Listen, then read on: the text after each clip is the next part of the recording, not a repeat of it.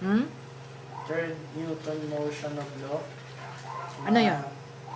Pag pinush mo siyang pa-back, tapos pwede siyang pwede siyang magbigay ng force na forward para ma-hatak yung isang bagay. Okay. Ayun, tapos na. Okay na. Wait a minute. You repeat it, kuya.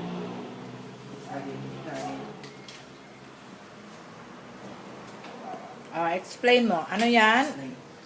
Ito ay toy car. Then, 2 toy cars? yung toy cars. Kapag ito, pinakward mo, Mm-hmm. para siyang nag-iipon ng energy or Forced? force.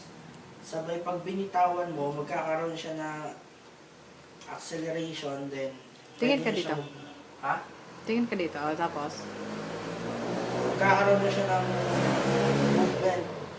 Mm-hmm. Pag binitawan siya, kaya na niyang hatakin yung kasama niyang isa. Mm. Tulad na lang nito. Ay! Lumitaw! Ah! Ah! Okay na kasi yung una eh! Naputol oh! Ulitin mo. Huwag na! Okay na yun kanina eh!